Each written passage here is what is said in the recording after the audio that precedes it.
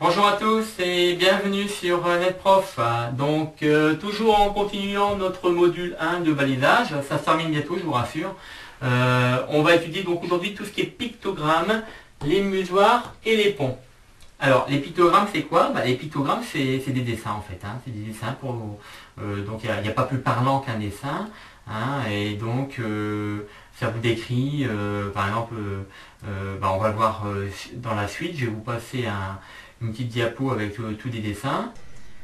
Donc voilà, vous voyez bien que sur cette diapo, on a donc déjà une première colonne avec des cadres bleus, donc c'est comme en circulation routière, donc tout ce qui est fond bleu c'est des autorisations ou des obligations, et un panneau fond blanc barré de rouge, bien sûr, c'est des interdictions.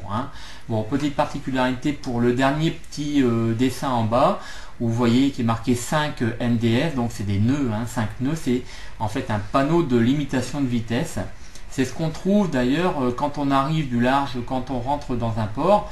Donc on voit ce panneau là. Bon, en l'occurrence ici j'ai mis 5 nœuds. C'est souvent d'ailleurs la vitesse limitée dans les ports. Ça peut descendre jusque 3 nœuds, tout dépend de la capitainerie.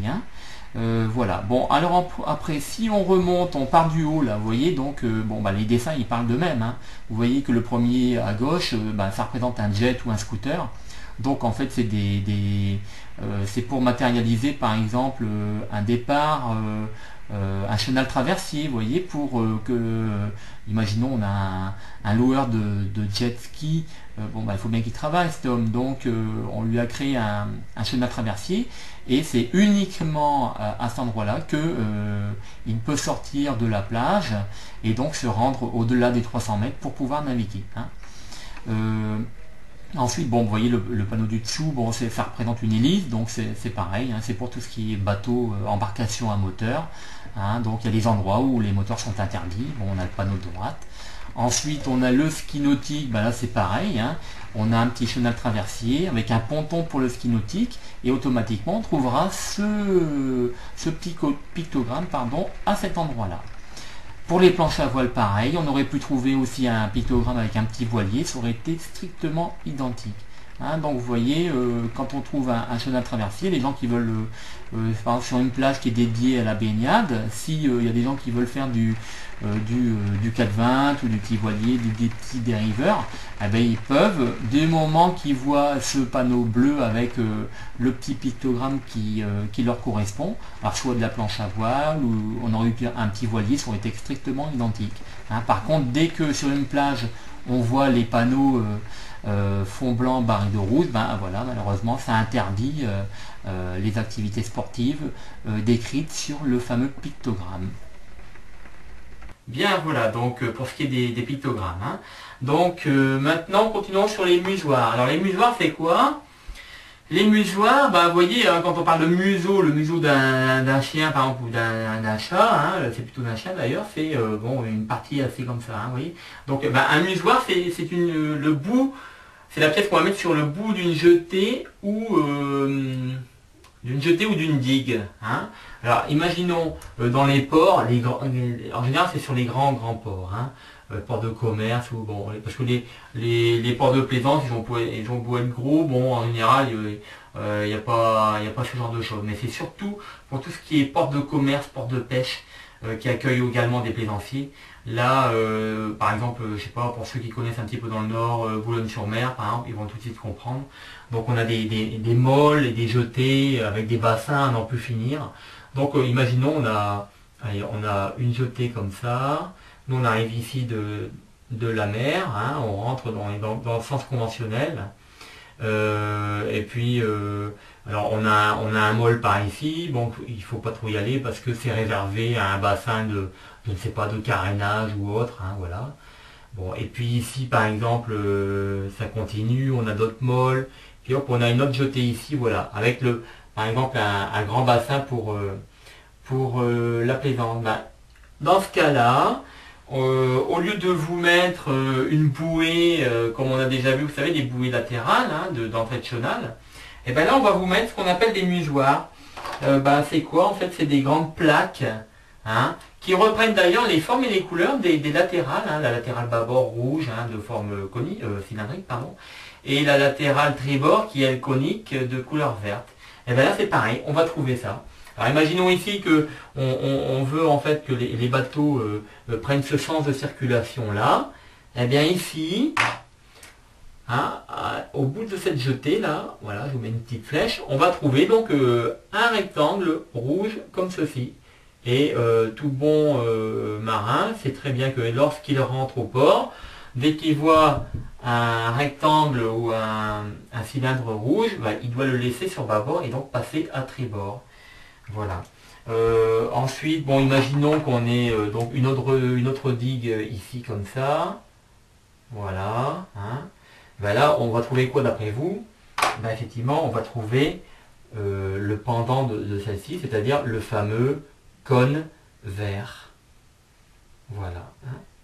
Donc ça, en fait, c'est exactement la même signification que ce qu'on a déjà vu, mais c'est uniquement la forme qui change parce que ce sont des grandes plaques, hein, qui sont placées, qui sont fixées au bout des jetées ou des digues. Hein.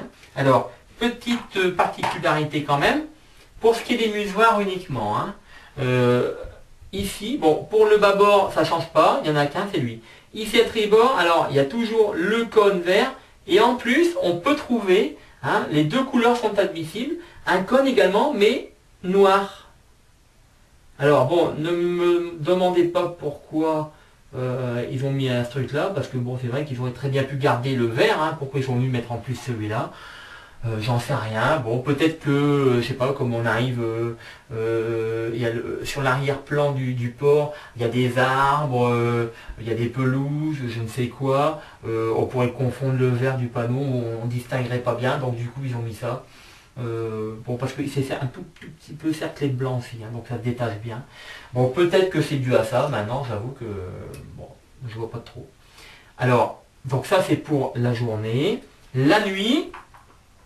Ben, la nuit, on reprend de toute manière, hein, les feux que l'on connaît déjà, hein, c'est-à-dire un feu rouge, hein, un feu rouge, c'est celui-là, voilà, pour le musoir bâbord, et un feu vert pour le musoir tribord. Bon, je ne vais pas vous mettre un feu noir, parce qu'un feu noir, on ne verrait pas grand-chose dans la nuit. Hein.